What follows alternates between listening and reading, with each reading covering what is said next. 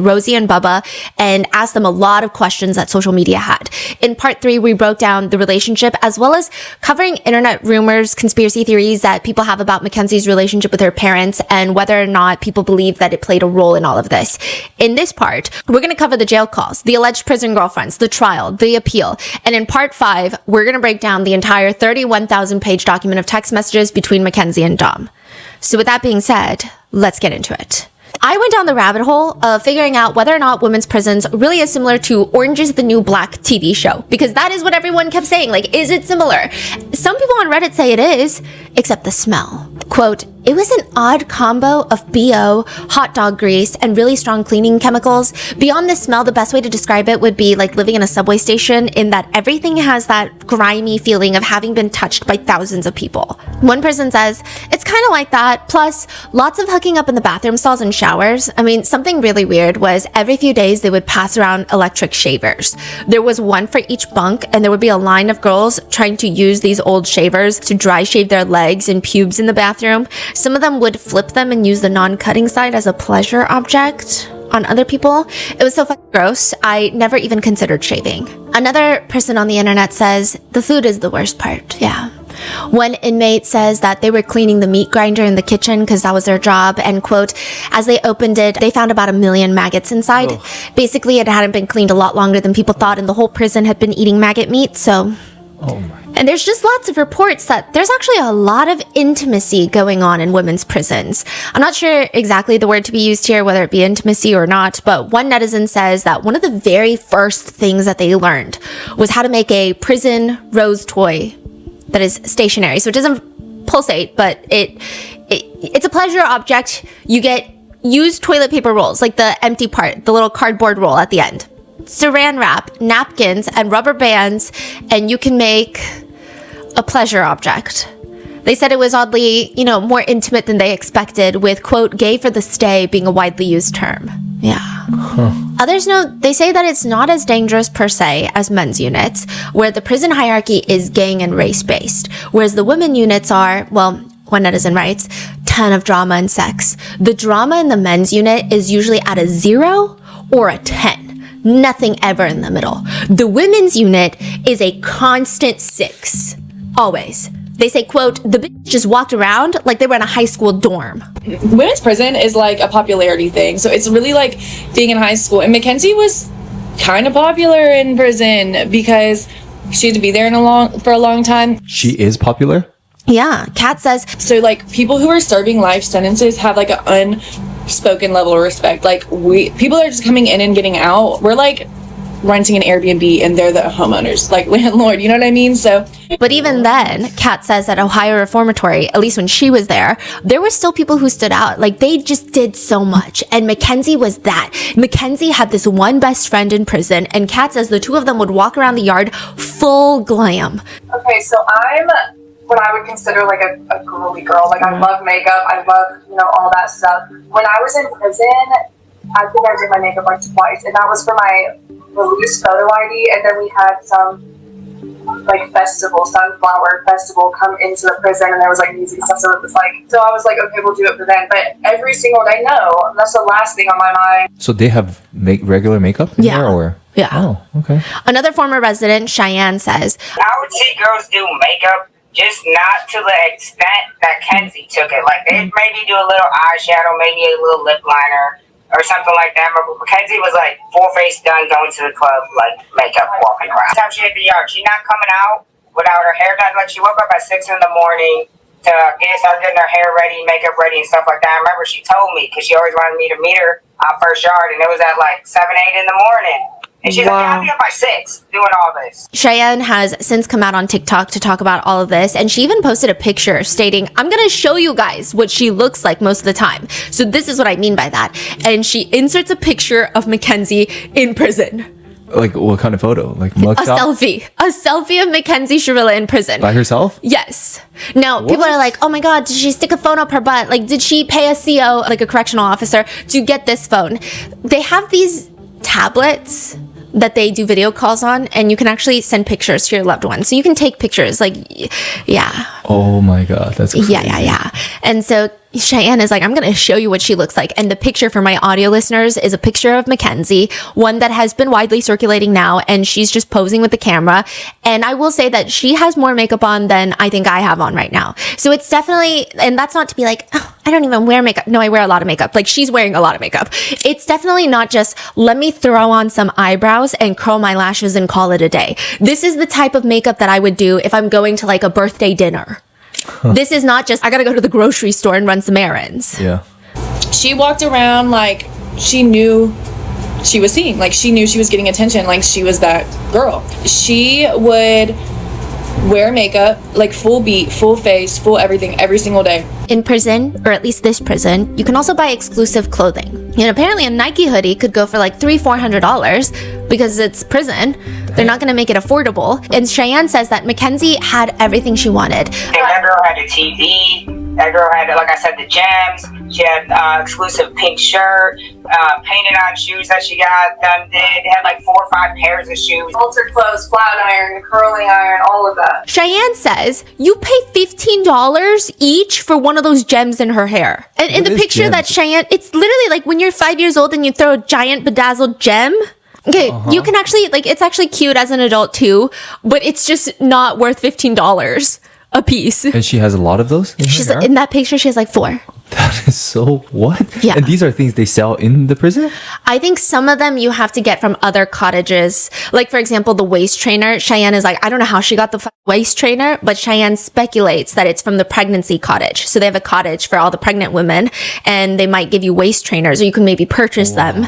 And so she's thinking because it's from the pregnancy cottage, it's probably going to cost Mackenzie like $150 for a very basic waist trainer. Yeah. And so basically the parents are funding her spendings, right? Yes. Wow. She's wearing all of that. And according to Cheyenne, Mackenzie is doing line dancing every night. She's going to go learn dancing every night. And she's just in one of the best cottages of the facility. So I asked her what cottage she lived in. She was like, Wheeler. That's crazy. Like Wheeler has like flat screens, actual couches, rooms that you can close your door because it was like an open prison. So you just had bunks everywhere, like little cubicles of bunks. Open, like anybody could walk in there. But Wheeler wasn't like that. Other cottages, it's just like bunks out in the open. Yeah. Wheeler, it's like a dorm. You can close the door to your room. Yeah. But how does she end up there? Is it just by luck, by chance? Usually it's for lifers. Okay. Yeah. Kat says the widely circulating comparison online about Mackenzie is pretty accurate. I do say that she wanted to be like Regina George. I mean, just the way that she did her makeup, the way that it was like she was going out to a club or something, or she thought she was going to be famous or photographed. She would wear her clothes altered so they would be form-fitting, and she would make fun of people who had less than she did because she was well taken care of inside prison. Her mom was super, like, kind of made it like a cupcake camp for her in there, like very cushiony. She had everything like that we could have and more in prison. Yeah, they said that Mackenzie would go behind people who are bigger in size than her and like mock them about their size by doing hand gestures like this behind them in the yard.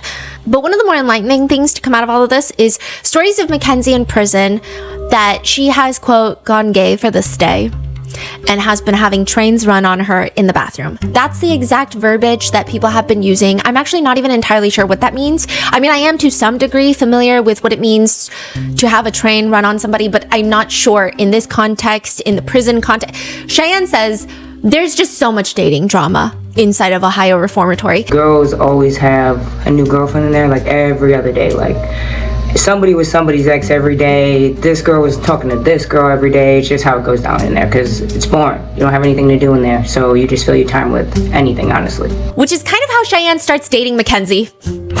Okay? Or at least that's what Cheyenne says. Now, to fully understand this, let me break it down. According to internet rumors and former inmates who have come out to talk about knowing Mackenzie in prison, which, side note, many of them actually have been coming out before the Netflix documentary to share their story. So it doesn't seem like these people are just coming out now because the case has gone viral again and wanting to get TikTok famous. They've been talking about it for a while. Mackenzie. Yeah. Okay. So to break it down, according to Cheyenne, Mackenzie has this best friend in prison named Jasmine. These are the two that walk the yard, gems in their hair, full makeup. Her and Jasmine, okay? Jasmine did a lot for Mackenzie, apparently. Mackenzie was allegedly making hooch alcohol in prison, and a CO came in, found it. Jasmine took the fall because Mackenzie had an appeal coming up, so Jasmine wanted to take the fall for it. Anyway, Mackenzie is besties with Jasmine. Jasmine is dating another inmate by the name of Juice, who has also come out and has started making videos about this. So Jasmine and Juice are dating, and Juice is really close friends with Cheyenne. And near the end of Cheyenne's stay, Juice comes up to her and is like, hey, Mackenzie thought you were cute since you first popped out. She already has like a little nickname for you. She calls you Fro. So Cheyenne was like, when I was in prison, I had this huge fro because, you know, there's not like, you can't really get your hair done, right? And Cheyenne's like, I'm like, all right, bet. And she was like, well, Mackenzie said she wanted you to meet her on the next yard. So Juice is like, Cheyenne, Mackenzie thinks you're cute, wants to meet you at the yard. She's got a nickname for you. She calls you Fro. Cheyenne says she never really felt inclined to talk to Mackenzie ever because she just gives off full Regina George vibes, just mean girl radiating off of her.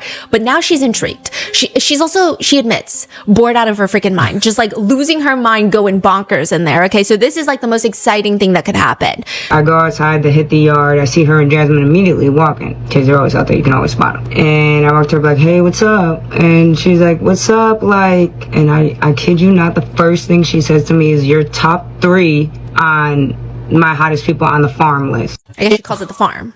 Apparently they hit it off, okay? Cheyenne is asking Mackenzie if they want to grab dinner, which sounds like, I mean, clearly it's rough in there. Like, Cheyenne and Kat have come out to say, like, it does get rough in there. Like, they're making it sound like a walk in the park, but it's really depressing. It's really rough. Like, you lose sense of agency. I get it. But also, like, it's not as rough as one might imagine. Like, I watched Prison Break, and, like, do you want to grab dinner doesn't really resonate with Prison Break. You get what I'm saying? Do I think prisons need to be tougher? No, I'm actually for prison reform. Anyway, Mackenzie is looking at Cheyenne like she's crazy. So the yard's about to close, so I'm like, you guys are gonna go to dinner? And like, Mackenzie just looks at me crazy. Like, I just asked her like something she's never heard or in a foreign language.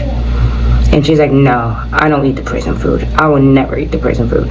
And I was like, oh, okay.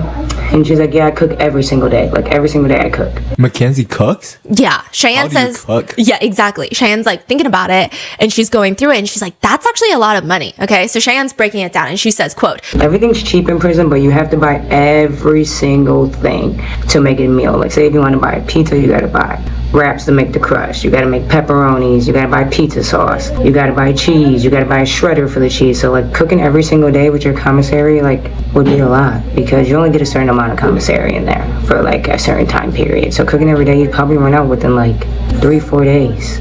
But that's like a lot to do, especially every day, because like I said, you can cook it in a microwave. So you have to make everything separately. You have to get a microwave spot, which is like I said, 200 girls and like one cottage, and there's only 2 microwaves. So you have to get a spot like every day, go out there, prep for that spot, be ready. If you run out of time, you're out of that microwave, you can't finish the food. So you really have to be prepared for it. So it's really a lot. Anyway, the two of them start talking, flirting, okay? And when they would hang out, Cheyenne says she noticed a few things about Mackenzie that she's now sharing.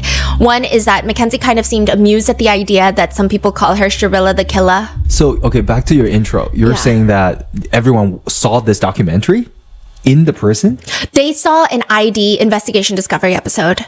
Oh, yeah. That is so they wild. say it's kind of interesting because when you first meet someone in prison, you ask them for their charges, right? Yeah. And then they like, and do I think this happens? Absolutely. I think the criminal justice system in America is completely forked, but everyone in prison is innocent, you know, most of the time, right? Everyone is innocent. And so what happens, Cheyenne was explaining that you learn about someone's charges. And then if you want to befriend them, you go and you call your mom and you're like, you got to Google this person and see if their charges match up to what's happening, right? So people know that people probably have a vague idea of Mackenzie Shirilla's crimes, and they probably hear her side of the story of like, oh my God, it was pots, whatever she says. And then they see Investigation Discovery on the show, and they're like, wait, what? That's Shirilla the Killer. Yeah. Mm-hmm. Yeah. Interesting. And Mackenzie doesn't hate the nickname. Mackenzie apparently told Cheyenne, just like deadpan, not even offended, yeah, people call me Shirilla the Killer. Just like, what? And it seems like Mackenzie really, really believes she's going home sooner rather than later, because Cheyenne says She told me how she was working on an appeal. She's going home. Like, she's gonna be home. How me and her were gonna talk when we got home. We're gonna continue this outside when she came, when she got home. So she's getting life without parole with Cheyenne or Mackenzie? Mackenzie. 15 years. She's eligible for parole in 15 years. But okay. most likely, it's going to be highly, highly unlikely that she's going to get parole in 15 years. Okay, based on like, typically if you're in 15 to life, it's really hard to get parole, especially for killing people. And then it seems, from what I know and from what I've heard, that Dom and Davion's family members are going to be there at every single parole hearing, and they will take that into account. Also, on top of that, she has like 36 misconduct records in prison right now, and that also gets factored into parole. 36. Yeah. What, like, are you going to talk about? Yeah, but most of it is like not being in her room, like being in the wrong rooms, wrong areas, right? Because Cheyenne kind of insinuates that's what happens when you're dating people. And then also just having contraband. And most of the contraband is like altered clothing, shoes that she's not supposed to have. Yeah. Fascinating. Wow. Yeah. 36 is pretty wild. That's a lot. Like, she's That's a been lot. there for how many years? That's like one a month. Yeah. Cheyenne says in a TikTok, And then she was showing me her scars, and she wanted me to, like, touch them. And I kid y'all not, no bullcrap. When I touched them, a chill literally ran through my body. Like, my hair stood up, back of my neck, arms, everything. It just, I don't know, something felt weird and off. So I kind of, like, pulled my hand back a little bit, and she's like, what? What's wrong? You don't think I'm pretty with all my scars? Is it nasty to you? Do I look disgusting? I'm like, no, it's just kind of, like, chilling and shocking seeing all this. Then Mackenzie looked me dead in my eyes, y'all. Dead in my eyes. And said, thank God nothing happened to my face, because I still want to be a model when I get out of here. Another interesting fact with this is Juice. Remember Juice, Cheyenne's friend dating Jasmine? Yeah. Juice says in a TikTok, her mom literally still goes out and buys everything and anything that Kenzie would like. That way when she gets out one day, she'll go home and come home to a whole bunch of stuff. yeah, apparently her mom goes out and buys stuff and like puts it in her room. This is unbelievable. And this seems to be a very consistent thing people have been saying, that Mackenzie acts like she's getting out soon. Kat says, Mackenzie walked around like she was going to get out soon. Like, she had no worries. I'm sorry, if I just got a life sentence, girl, I'm stressed. No, couldn't tell. Walked around with her head held high, would cut her little crop tops, would walk around with hickeys on her neck, because that's just what girls do. They get in there and go gay for this day, whatever. Living in a fantasy world, like still striving to be that it girl in prison that got her to be in this position in the first place, like influencer, all that. But like, baby girl, those days are gone. I told you she walked around like she always, like she was getting out. Well, it is what it is. Like, it's fucked up, but she did not walk around remorseful. She walked around like she was still in the free world, or like still in high school. And she was a mean girl. Like, you could see she looked down on other people, like laughed at people, would talk about people, which at the end of the day, no one really in there gave a fuck, because we're looking at her like, you're laughing and looking down at people, but you're gonna be in here for the rest of your life. And we're getting out and going home. And the girl that I saw didn't look sad, didn't look depressed, was very, almost, like I said, happy-go-lucky. Like, didn't even seem like she realized she was sitting in prison. but she is sitting in prison. She is, which is exactly why we have so many jail calls. At the beginning of each call, it says in an automated tone, This call is not private. It will be recorded and may be monitored. If you believe this should be a private call, please hang up and follow facility instructions to register this number as a private number. To accept charges and thank you for using Securus. You may start the conversation now. Also, you can't just like get private phone calls. Typically that's reserved for attorney-client privilege. So it's not like, oh, I just feel like this should be private. No, it's not going to be. There's a lot of normal conversations that you would expect from someone in jail. Mackenzie is telling her mom all the things she's been doing. She's been making oatmeal in her room. Yeah, I think I'm going to make some oatmeal when I go in my room. But Oh, I there you go. get to eat Good all idea. day.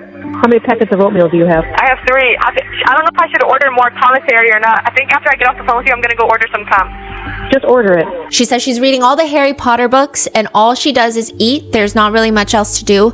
Her literary review of the first book in the Harry Potter series is, quote, good as fuck.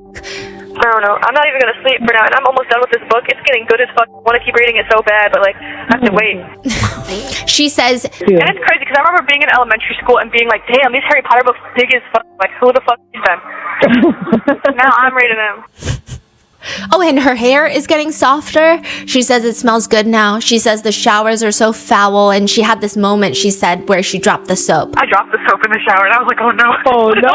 It's a one-person shower. It's only one person shower. But I still got scared. Right. Oh my God. I was still like, oh no. Oh no, not the soap. And I picked it up real quick, and I looked around. They start talking about how people are so weird about being naked here in the US, but in Italy it's fine, which makes Mackenzie announce to her mom that she wants to live in Italy. Yeah. Okay. And what the mom says? Mom is like, yeah. And it's like, when? I mean, I want to live in Italy. What do you mean? I want to live in Italy. Right. In another call, Mackenzie says she doesn't want to shower because, quote, Because, like, I'm cute and little. I don't want them to see me. which somehow segues to Natalie asking about Mackenzie's butt. And Mackenzie informs her, oh my God, they're going away. I don't know what's going away. How's your butt? Oh my God, they're going away. But I have a pimple, like, right on my bone, my butt bone. So just like lots of very casual conversations. In another call, she's talking about how long her hair is getting. She says, My hair is so long, I could braid it if I wanted to. You should braid it. this is Natalie's tone for everything. Oh yeah, you should braid it. Oh yeah, you should eat. Oh, that's good. Yeah, you should braid it. I'm not talking about my hair on my head. Oh. I'm talking about my legs and my coochie and my armpits, actually. But I'm mainly talking about my legs. Right. And it's so like What weird. is going I mean, on? even if that is what's happening, I just can't imagine telling my mom Yeah. that my hair down there is getting so long I could braid it.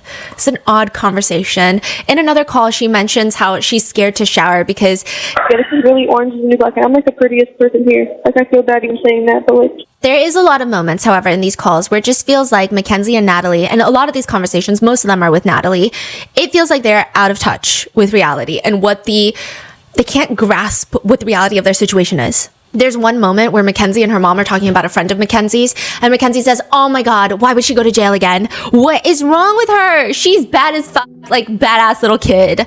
She needs me. She needs me as a friend. I'll keep her out of jail. Yep. What is happening? This is a What the- recorded phone call from jail. How can you keep her out of jail? You're on trial for murder.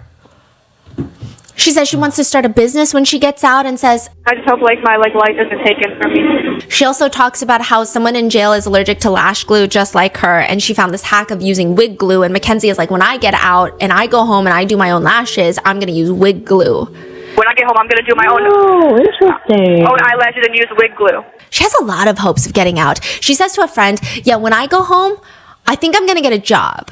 Which, like, ooh, okay. Probably should. Okay. Yeah, I want to be, like, either a social media manager, or I'm going to be, like, a life coach, or I'm going to keep going to school to be a nutritionist, and, like, I want to help people eat healthy. When I get out of here, I'm going back to eating healthy, though, but... I don't know if Mackenzie knows much about eating healthy. In one phone call, her mom is making a smoothie with baby spinach, and Mackenzie says, Well, it's baby spinach, so it's bad for you. Wait, why? Because it's a baby. What the fuck is baby spinach? It's young, tiny spinach, Yes, it's genetically modified. but it's organic. which, side note, this is not true. Baby spinach is not genetically modified, but Mackenzie continues arguing. Organic doesn't always mean good, though. You have to know... Non-GMO. No, Nah. non-GMO. Yes, it is. I don't believe that. That's a lie. In another phone call with her mom, she says, when I go home, this is my plan. So, first, obviously, like, I'm staying with you guys as long as possible, but while I stay with you guys, I'm going to start saving that money. Then I'm going to try to, like, move, like, out of Strongsville. Like, I want to move, like, somewhere with a lot of land. And I'm going to make a little house, but I'm going to make it... Of course you are. It's going to be super cute. I don't want a big house. I want, like, a little house that's nice on the inside. So I can have a lot of nice things, but I don't want a big-ass house. She says, do you know what I kind of want to do when I go home? I want to do a DNA test. But then I don't want the government to have my DNA. Girl, the government has your freedom. I think you kind of have to eat the frog on this one. Like, you've got bigger fish to fry. Your house is on fire and you're talking about saving the curtains. Nevertheless, she continues. That's why I kind of wanted to take one, but then I decided I don't know if I want to take one because then I don't want the government to have my DNA. Yeah, I know. That's why I don't do it either. Because they can do whatever they want with it. And I don't want to, like, be, like, on a list or some shit. I don't want them to have my shit. I mean, they can have my fingerprints. I don't give a fuck. Have my fucking fingerprints.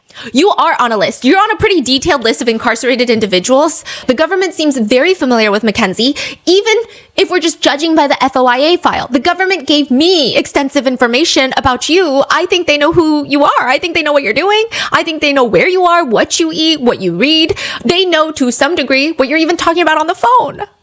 And while I do agree the government is not to be trusted with their increasing oversight on their citizens, you're literally incarcerated. I don't know why this logic annoys me so much. In one jail call, this is while Mackenzie is on trial for murder. So like the trial is happening and she's having these phone calls. And Mackenzie is giggling to her mom about a message that one of her friends sent. So Mackenzie's trial was not live streamed. It was a bench trial. It lasted about approximately 8 days. And there were parts of it that were recorded, but it was not like fully live streamed from start to finish. And she's reading the message and she says, I just said, also, bro, your ass has gotten so big, LMAO. Like, I watched the live stream and when you walked in, I was like, damn, Jay said the same thing. And you look really good. Everybody's saying you got a bumping little booty now. Everybody. Oh my god. I do work out, and like my butt got fat as fuck. Like, I don't even know how to, like, I can't even tell you. Like, everyone always tell me my butt fat as fuck, and like my butt was cute and little before, but now it's fat and cute. in another conversation, Natalie mentions there's going to be a podcast about this case tonight on somebody's, thing. Kenzie, it's insane. What do you mean? It's going to be on what? Somebody's going to be talking about it on their podcast. Everybody's just looking for their 5 minutes of fame. How many likes can they get? I think that's why this is so popular, because it's a mystery. But it's not. It's you know what I mean? Natalie keeps encouraging Mackenzie, write your book. Start writing your book. You start writing your book, okay? Write your book. Start writing your book. You hear what I'm saying? In that same exact conversation, Mackenzie asks her mom, how do you spell eventually?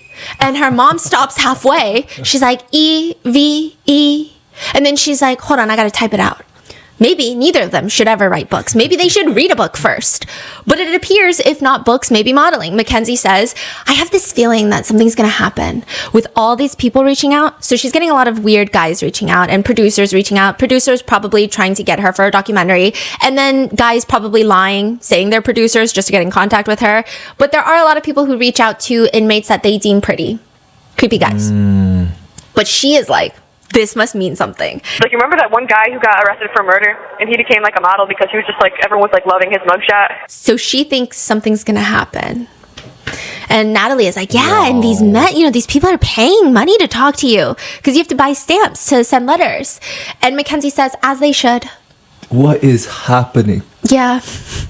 But Natalie, I was losing my mind. There were so many times he was like, are you okay, babe? The mom and Mackenzie both are kikiing over. Yes, hypothetical imaginary scenarios that will never happen. And they're kikiing over it. Yeah. And it's like... And then giving the context of what's going on, this is not real. For the mom to say, no, these men are paying money to talk to you. What? Yeah. Natalie keeps encouraging Mackenzie to write her book because, quote, start writing your book. Nobody can twist or use things, your feelings that you say in a weird way to fit their growth narrative kind of thing. In another call, Mackenzie is ranting. Yes, that shit is just irritating as fuck. Like, they're acting like I killed 85 people. Like, I didn't kill nobody. And while all this is happening, Natalie encourages her, save the world. While you're there, go to school, right? Do what you got to do. Maybe you should go into freaking law school and fix the system. Because what the fuck is this? I don't want to do math and stuff like that, though. I don't think that's involved with doing I would, but, I don't know if I want to, take the time to do it because it's, a lot of work.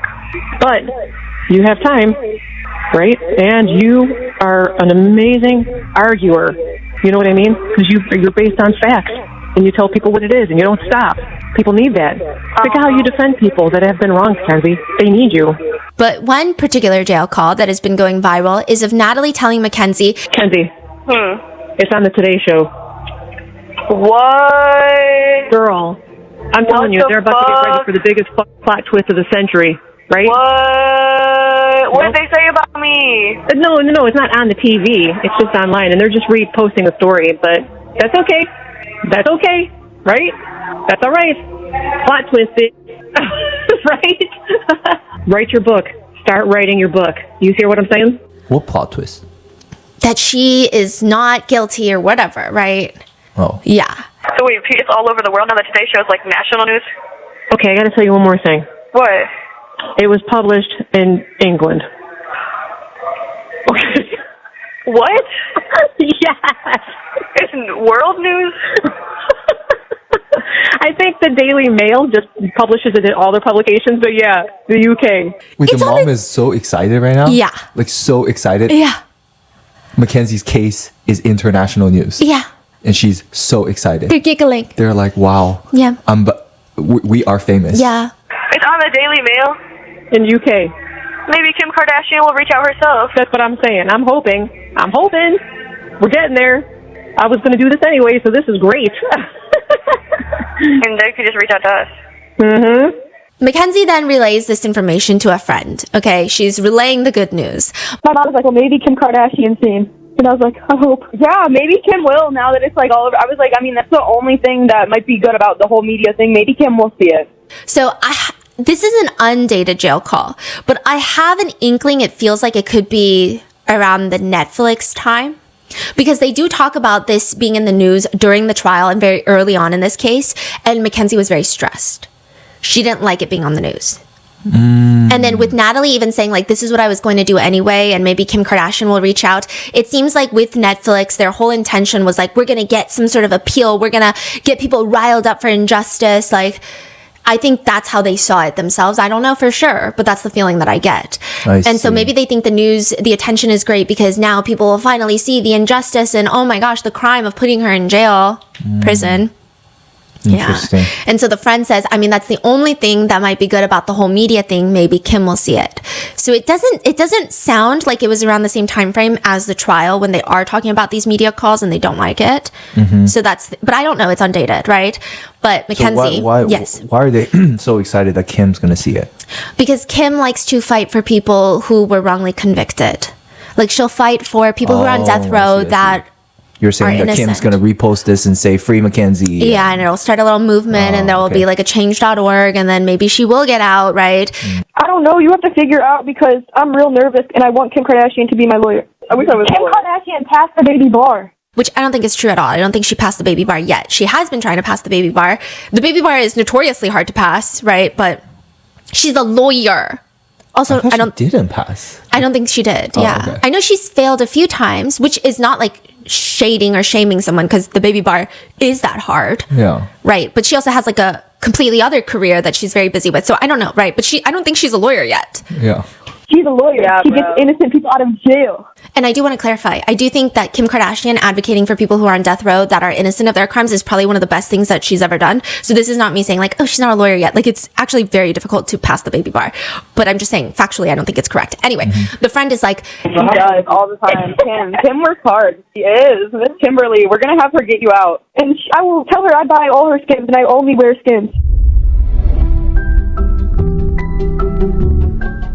having the right tools makes all the difference when you're starting your own business. Don't know where to start? Start with Shopify. Shopify's design and launch tools allow anyone to open a storefront that reflects their business while also remaining user-friendly. You can build a stunning website fast with Shopify's templates and AI tools, no coding required. And if questions come up along the way, Shopify has this built-in AI assistant Sidekick, ready to help you build, troubleshoot, and keep moving. Shopify works for all shapes and sizes of businesses, online or face-to-face, at markets and pop-ups. You're joining millions of entrepreneurs who have already taken this leap, from recognizable brands to people who were exactly where you are now, just months ago, including us. Our first launch with Shopify was for Grandpa Mango's art studio. It was basically our first small business experience, and Shopify made business beginner friendly.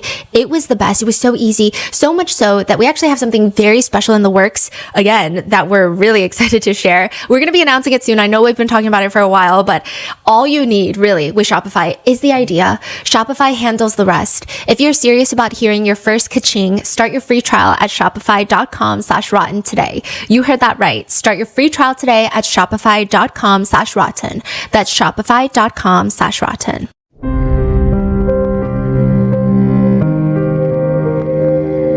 You have to throw a dinner party. And your life depends on this dinner party, okay? I tell you, if nobody shows up to your dinner party, you are screwed. And you can either invite Group A or Group B.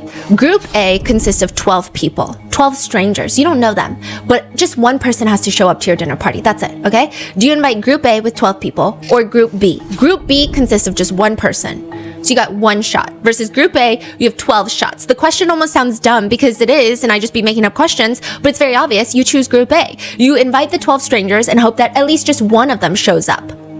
Now, what if I said I started a rumor? I went in there and I told Group A, the group with 12 strangers, that you never wash your hands before prepping dinner. They start talking to each other before the dinner party. They start phone calling each other. Did you know they don't wash their hands before dinner? Like before prepping anything? Then Group B, that singular person, they're professional food tasters. They know they're not the health department, and I don't really start this rumor. I say, whatever, if they wash their hands or not, that's not what you're basing your conclusion off of, if you show up or not. Okay, it's weird, But like, what about the next scenario? You invite group A, but all you can give them is the coordinates to your house. Not a home address, the coordinates. I mean, you still have 12 chances that one person's going to show up, right? One person is going to go through the hassle of decoding the coordinates. Some might plug them in wrong, but at least like maybe one will show up. You don't know. But then I tell you, group B, you know, that one person is a coordinate expert. It's as easy as them to show up to the coordinates as if you wrote the house address with the house number and the street name. They know how to read it easily. Who do you invite? This is like a very overcomplicated way of describing jury and bench trials, okay? A bench trial being, instead of the jury deciding your fate, it's one judge. And there's really only two reasons that people will choose that, and it's like the examples that I just gave. So especially in criminal cases, they like a jury trial. The mentality is, you have to flip one. That's why there's lawyers who specialize in voir dire, just picking a jury. They come in just for picking the jury and then they leave. They're not trial lawyers. And you got to flip them hard. You can't just flip them and say like, oh, now I have a little bit of doubt. Like they have to be able to stand their ground and say, no, like I have enough reasonable doubt. But you have technically 12 chances at reasonable doubt versus with a judge, you have one shot. And a judge is a professional hearer of excuses. They have heard every excuse and every argument in the book. It makes sense to opt for the jury. But from my very limited research, it seems like there's two reasons why people would opt for a bench trial if they have the option. So the first option is a very rare situation of science. This case is overly technical. There's extensive data. The whole narrative is data-based. There's no emotionally compelling narrative. All the facts, the arguments are rooted in complex scientific data. It would be worth considering. Now, this is also like a double-edged sword. Sometimes the confusing data, you want to go for a jury trial. Confuse them? Yeah, confuse them and make them believe it's reasonable doubt, but it's not. It's just they don't understand the data because we're all lay people. We're not specializing in this. Yeah. Right? But if your innocence is in the data, maybe you do opt for a judge. Because they're technically above average in the smarty pants department. They may be able to decipher the truth in the science a bit better than 12 jurors who don't have much experience in it. So science, right? The second common reason is the defense is not a factual argument. So like the science is like the coordinates. But the second one is more like the washing the hands argument. The defense is not a factual argument or an emotional argument or a compelling narrative argument. The argument the defense is making is legal. So for example, a man is charged with possession of a firearm by a felon. Everyone agrees he has a criminal history. That's fact. He has this object in his backpack that looks like a gun. And it is a gun. But the gun's firing mechanism was permanently removed years ago. And the statute in this jurisdiction defines firearm as something capable of expelling a projectile. So the defense is, sure he had it, sure he's a felon, sure is, but it's not a firearm. By the letter of the law, it's not a firearm. A judge may be more inclined to see this legal argument versus a jury might argue, does it really matter? It's a gun-shaped object. He had it in his possession. He couldn't have been wanting to do anything good with that. Basically a case of, I'm not arguing about what happened, I'm arguing about what the law means. Or another reason is like the facts are just revolting. And maybe the defendant is also revolting, but the law is on their side. So a hypothetical could be, and this is from Reddit, like someone says, I'll give you a completely hypothetical as an example, right? Let's pretend you represent someone who is found with 100 terabytes of CSAM. And you realize there is an argument that under the case law, the person didn't actually disseminate or create any of it. And you've got yourself in this weird gray area situation. You're probably going to have a better chance convincing a judge to find in that manner. If a jury gets a hold of it, they're going to convict you as soon as the state proves your client was in possession. That's it. The facts are revolting, but maybe the law is on your side. The legal case is, maybe a little weak on the prosecutors. A judge can hold a line for beyond a reasonable doubt where jurors would be so disgusted. Beyond reasonable doubt line would be overridden by their disgust. They're like, I don't care about the law. He had it. Like, that's all that matters to me. Fascinating. Okay. Mackenzie Shirilla chooses to have a bench trial where one single judge will decide her fate. It has been argued that maybe she chose a bench trial because the defense was going to argue that the black box data from the car is not enough to judge whether or not Mackenzie had intent, and that maybe it was going to be rooted in the data, because that's the intent part they could argue. Whereas maybe jurors would see the black box data, it's not like emotionally compelling, they'd rather see the text messages, Instagram posts, and what she did after as more evidence. Another argument could be made that the facts are revolting. Her messages with Dom, her behavior before and after the crash, her smoking and driving posts, it's revolting, but maybe the defense believed it still does not prove intent legally. So maybe it's a legal argument of like, yes, she's kind of like not a good person, but like legally, is this intent? However, I do think it should be noted, I think the outcome of the trial was the right outcome. Not that my opinion matters, but I tend to agree with the verdict. I also think the choice on Mackenzie's part to have a bench trial was kind of odd. I don't know if that was the best choice. I've listened also to a ton of lawyers be puzzled at the choice, but it really doesn't matter. Just because you choose the wrong choice doesn't mean there's injustice done to you, nor does it mean the outcome should be different. It's just more so like, why did you do that? It's very interesting when you consider the fact that the defense did not bring in a medical expert to testify about POTS and the potential that Mackenzie suffered a POTS-related episode. They only brought in her mom to testify to the judge, which a defendant's mother's assertions are probably held very low on the scale of credibility, but it's interesting that they didn't bring in a medical expert. It makes you wonder whether A, it was such a bad defense, B, there's no medical expert that would be willing to testify in the way that the defense would consider helpful, and they would get eviscerated in the cross-examination by the prosecutors, or C, the defense knew the judge would see through some medical expert bullshit testimony that it's gonna be dumb. The judge is gonna get peeved and it's not going to make any sense and it's just gonna cost a ton of money, or maybe all of the above. Also, I do think it's interesting that they didn't bring in an expert because we're still talking about it to this day. Because they left it open to interpret. They left it open as like a possibility. Now, had they brought in a medical expert and they got eviscerated during cross-examination, that would be completely ruled out. So instead of ruling it out, they've left it open. But then there's this whole argument where people are like, well, did Mackenzie not get a fair trial because her defense attorney was so incompetent they didn't even bring in a medical expert? So it's kind of, it's an argument that goes in circles. Mackenzie states that she doesn't remember anything after the crash, and they don't bring in a POTS expert, but they also don't bring in an amnesia expert of any sort because people are skeptical that Mackenzie conveniently does not remember anything in the pivotal moments before the crash. A lot of people who have been in car accidents anecdotally say that is a fact, is in fact something that does happen to them, but not bringing in an amnesia expert who can testify to that is a very interesting choice. Unless the defense thinks that whatever the expert will testify to, the judge isn't going to buy it.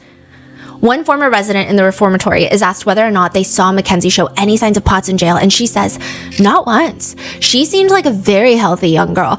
She was constantly in the yard. There were even times where we were in the middle of a heat wave and she was laying out with baby oil, tanning in 100-degree weather. She was very active, always walking. I never saw her get blood pressure checks, routine emergency. I never saw her go to take any sort of medication. She seemed healthy to me.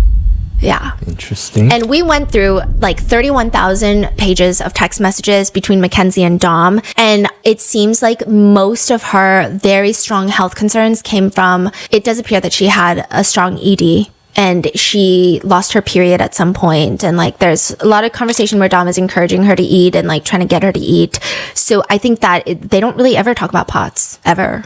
But maybe they chose the bench trial because they were going to argue the legal technicality that yes, this happened. The crash was clearly done by Mackenzie, but legally it's not intent because she was passed out or for whatever reason. If the bench trial was chosen for the fact that the black box information is so technical that a layperson would not be able to decipher it, which I don't necessarily agree with that. But if that were the case, it still confuses me that the defense didn't provide compelling arguments on how that's the case. I think even Karen Reed's black box data was more hotly debated than this case. So I'm just a bit confused on the purpose of the bench trial, or was it chosen because they just thought Mackenzie is just so unlikable that only a judge could put aside her actions before and after the crash and rule solely on what she's charged with? I have no clue. One Redditor theorizes, if the prosecution is able to even get a few of those social media posts of hers admitted, then as a lawyer, I would push for a bench trial. She came across horribly, and whether instructed to do so or not, I could absolutely see jurors seeing her relentless self-adulation, performative indifference, rules don't apply to me, I get what I want attitude, and say to themselves, yeah, that seems like the type of girl who would and could do what she did, or what the prosecutors say she did.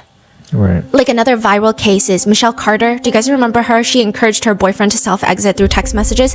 She famously opted for a bench trial because her behavior... she was found guilty. She's found guilty of involuntary manslaughter, but her behavior was so deplorable.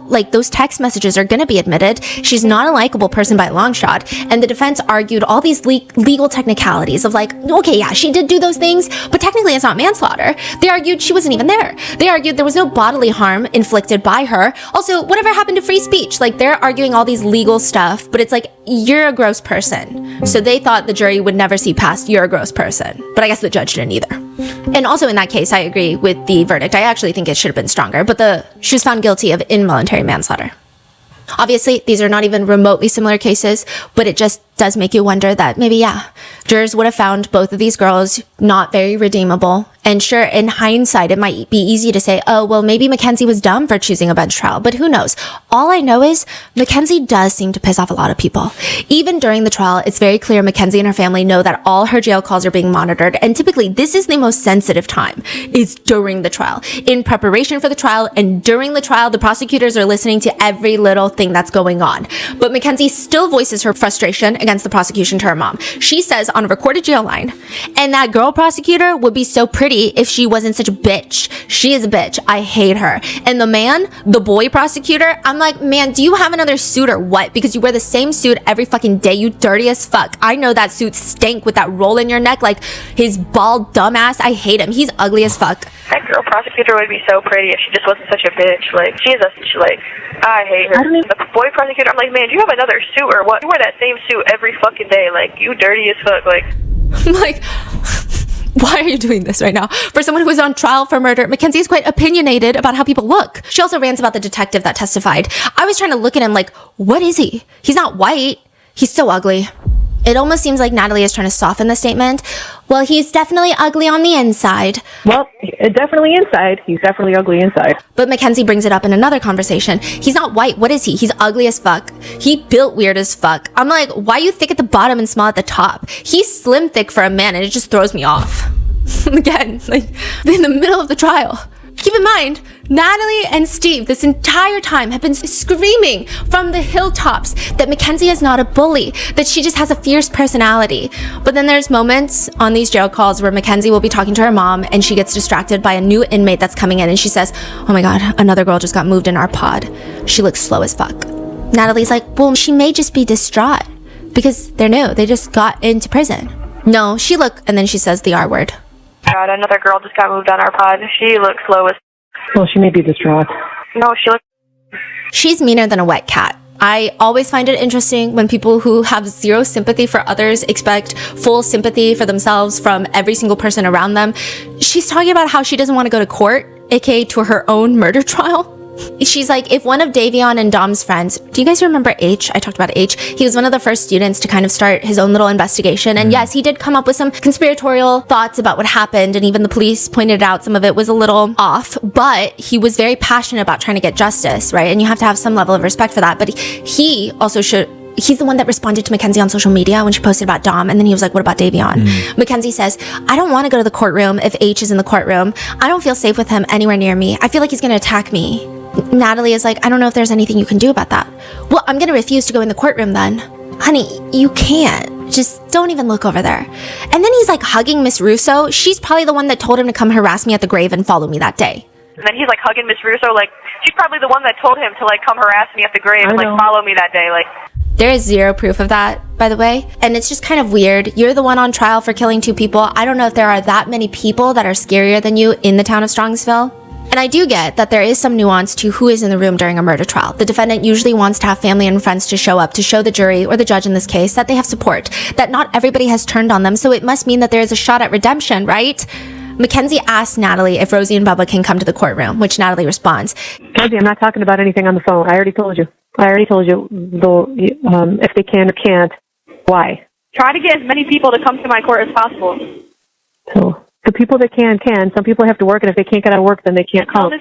Mackenzie is upset that Rosie has not shown up to court a single time to support her, and her mom Natalie has to explain to her over the course of one too many jail calls that, quote, Rosie cannot show up to court because she's on the defense witness list. And if the defense were to ever call her, they cannot, because she's been there for other parts of the trial, and if there is a sequestration order in place, which there most likely is, judging based off the jail calls, right, then Rosie can't come to court. Which, side note, remember Rosie was like, I was willing to testify, but I was never called? I think that applied both ways. I'm assuming the prosecution never called her because she's on the defense witness list, and most likely it would not help the prosecutor's case. Like, she would just be such a risky witness that would provide probably no value to the prosecutors. But it is interesting that it was phrased as more so like, oh, if the prosecutors called me, I would have come, right? But there is a little bit more to the story. Anyway, the whole thing just does not feel right to Mackenzie. She's not having it. Good old Mackenzie, sharp as a marble. She still doesn't like that Rosie hasn't shown up to court. And on top of that, there's this developing issue where Rosie is friends with people who don't like Mackenzie. And this is like really bothering Mackenzie. I deduced this from the fact that Mackenzie brings it up across multiple different jail calls with her mom when they could be talking about literally anything else. One call starts off normally, with Mackenzie talking about how she couldn't sleep well the night before because, quote, somebody's fucking arguing loud as fuck at 4 a.m. and I couldn't go back to sleep, but then I got anxiety because, oh, I forgot to tell you. So Rosie's hanging out with, like, Natalie interrupts her. No, I know. No, that's all fixed. I told her not to say anything because it's not confirmed and it's 100% not true. She unfriended them and everything. I don't believe that. I do. Because how are you going to post that shit about me? So, like, Rosie's hanging out with, like... No, I know. Like, no, that's all fixed. I told her not to say anything because it's not confirmed, and it's 100% not true. She unfriended them and everything. I don't believe that. I do. Because how are you going to post that shit about, like, me? So she's saying that Rosie is hanging out with this girl named Sammy. And Sammy has been posting negatively about Mackenzie online. And Mackenzie is upset that Rosie is hanging out with someone like Sammy. How's she knowing all of this? Because another friend will call her and tattle.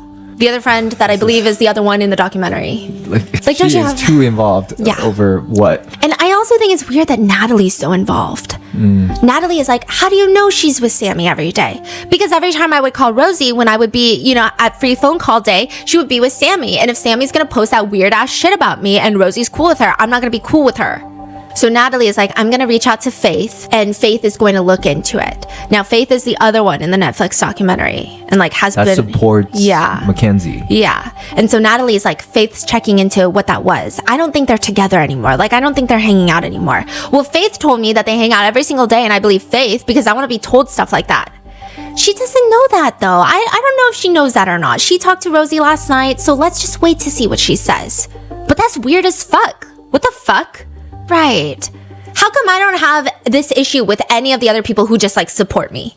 So like that's just weird as fuck. Like what the fuck? Like like how come I don't have this issue with any of my other people who just like support me?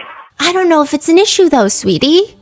It's clearly an issue. I mean, she clearly took down all the pictures of me off her Instagram with her, and that's weird as fuck. And then she won't put free Kenzie and shit. Like, that's weird. And now she's hanging out with someone who wants to be like, yup, when they find me guilty of murder. Like, that's just wait till you talk to Faith. And I will literally block Rosie's contact on here. I don't know why. I just get weird ass vibes from her. I know. And that's because she means a lot to you. What? She means a lot to you. No, that's not. Faith and Jada and Kendra mean a lot to me too, and I don't get those vibes from them, so that's not why. That's definitely not why. Mackenzie gets a little upset at her mom saying, but why didn't you tell me is the crazy thing? I don't like that. How would I know? Natalie tells her that she just needs to talk to Faith first before talking to Rosie and not spread unnecessary anxiety or whatever unless she's sure about it. But Mackenzie is still ranting about Sammy saying, so weird, imagine posting my face and shit just for clout and shit. Mackenzie's simplicity is enviable. Later in the call, Mackenzie brings it up again, asking, so what did Rosie say to you about this shit? Mackenzie, she loves you to death. And don't forget, she was, infamous. Where? That doesn't mean anything. She loves you. I think she feels like she's got weird vibes. I said that to her before. She was like, no, please tell her I love her so much and like the summer is unbearable without her. I think about her every day. But that's all she says every single time. Like it's like. But that's all she says every single time. Like, that is so weird to me. I'm just weirded out. I just feel like, why did you delete everything off Instagram about me? Then ask her, Ken. Why are you hanging out with people that are weird as fuck? Ask her. Just be like, I heard you were hanging out with people that are glad I'm in here. Is that true? I don't even want to call her, though, and waste my time. I don't even want to call her, though, and waste my time with her. Like, don't accuse. I'm accusing the fuck out of her. I don't give a fuck. Like, I'm already told, like, my people wouldn't lie. That's not true, though. Talk to Faith first, what the conversation was, and then ask her. I'm just weirded out by her, like... I don't know, I'm just weirded out by her. But nobody likes being accused of things they didn't do, right? If you can't post my face and be like, free her, if you can't post and be like, free Kenzie, she's fucking innocent, like, this is crazy shit. Like, what the fuck? That's weird. She was there. She did all that. She did not post free me. And if my friend was in fucking jail, I'd post them every fucking day being like, free them. Okay, but she did post on your birthday, remember? I didn't see anybody else do that except for Rosie and Nina. Like, so just pause and ask her, are you hanging out with Sammy? I heard she's glad I'm in here. Are you still hanging out with her? Don't accuse, ask. And she posted on your birthday. There's just weird shit going on. I don't know. Just keep being strong, keep the faith, and you have to trust in your friends, okay? There's just weird shit going on. I don't know. Just be strong, keep the faith, and you have to trust in your friends. It appears they figure out what the problem is, but Mackenzie is still confused why Rosie never shows up to court to support her, to which again, Natalie reminds her, because we didn't know if she was going to be a witness, remember? We didn't know, so she couldn't have been there. You can't sit in there if you're a witness. In another call, Natalie reassures Mackenzie about Rosie, and Natalie says that she went through all of Rosie's pages, which is just like weird behavior for her mom, and saw that she's not following Sammy. What are you doing? Tell your child to get a grip. Why are you stalking college kids on Instagram to see who they're following? But it appears this family is just super committed to their faults and limitations because Natalie continues to reassure Mackenzie that she saw that Rosie is not following Sammy. But Mackenzie is like, but see, that makes me nervous because what if she's lying? But see, that makes me nervous though, because what if she's just lying? She's like, Sammy, I have to unfollow you for a little bit, but I'm about to like tell you. She would never. You gotta trust. She would never. She's been there for you from the beginning of time. Post your birthday, showing up for you everywhere. You gotta trust. You gotta let that go. So weird to me though. Okay, this whole thing is so weird to me for a multitude of reasons. Why does Mackenzie care so much? Just stop talking to Rosie then. It's not like you have to talk to her. It's not like you guys go to the same school. You're in prison. In fact, it takes more energy and money to talk to her on these collected call lines. Also, Natalie, why are you getting involved? Why are you not telling your daughter, get a grip? Get a grip. Why are you so adamant that your daughter should be nice to Rosie? That's also weird. Why can't you just tell her, okay, then just don't be friends with her. Damn. Why does she have to see from Rosie's side? Why does she have to trust Rosie? Like, all of this is weird. That's not to say that I'm on anyone's side of the argument. I just think this whole thing is dumb and I'm confused why everyone keeps going.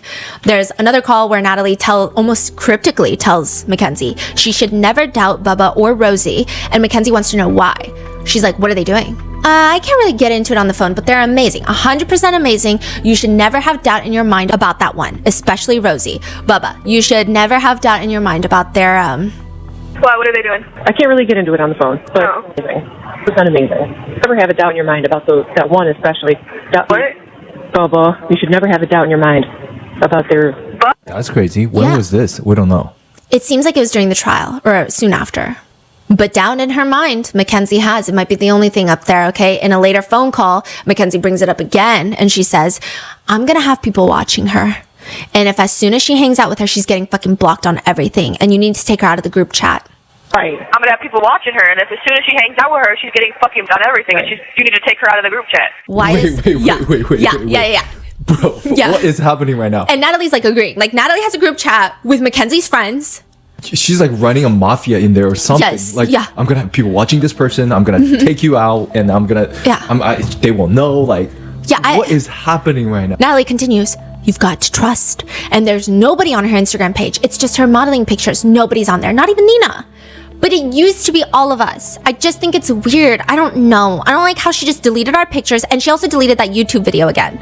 There's nothing anywhere though. You can't read into these things. You have to ask a question. Ask, don't accuse. She deleted the YouTube video. I don't need to ask. And I want you to change my Instagram bio. To what? If they ain't hating, you doing something wrong. The fuck? That's what you need to change it to. And then do #FreeKenzie. Okay? Don't forget. Do it right now, because I don't want you to like make it some stupid shit on accident. And I want you to change my Instagram bio. To what? If they ain't hating, you doing something wrong. Fuck. That's what you need to change it to. And then do #FreeKenzie. Okay. Don't forget. Do it right now, because like I don't want you to make it so stupid shit on accident, like accidentally missaying what I try to say. The quote in its entirety is stupid, but okay. Did they change it? Oh wait, her Instagram's gone, right? Yeah. Okay. In another call, Mackenzie tells her mom to put "Long live Dom" and "Long live Davion" in my bio too, which I just feel like is a slap in the face to the victims' families. And there's just a lot of concern that she has of whether or not people support her. Mackenzie rants again to Natalie that she has a few friends that have yet to reach out to her in jail, and Natalie is reassuring her that those friends are just, quote, weak, you know? That she's just weak and she doesn't have a real good, secure sense of who she is. She's just a follower. I feel like there's more pressing matters to tend to, but I mean, like, what could be more urgent, I guess? Like, the more pressing matters could include how the Shirillas believe the judge presiding over Mackenzie's case is corrupt. That's what they keep saying. The Shirillas believe the judge overseeing Mackenzie's case is corrupt. Or at least that's what they've been alluding to nonstop. They believe that there's something going on between Dom Russo's family and Judge Russo. Which, side note, a few things, okay? They do share the same last name. does not mean that they are related. They are not related. That has been proven. And another thing, Christine Russo, Dom's mother, did in fact work for the DA's office, but that again doesn't necessarily mean anything. It's not like she's currently working for the DA's office, and there's nothing to prove any sort of nefarious connection that would have impacted the trial. The main things I keep hearing from the Shirillas is that the investigators didn't hand over some interviews during discovery, which allegedly has Dom's mom and brother talking about Mackenzie's medical condition, POTS. Which I did hear in one interview. Dom's mom says that Mackenzie started bringing it up after the crash, and she felt like it was trying to plant seeds. But let's say this is true. Maybe they're sitting there and being like, oh yeah, I saw her faint all the time. I saw her pass out all the time, right? Like, just for hypotheticals, let's say that's true.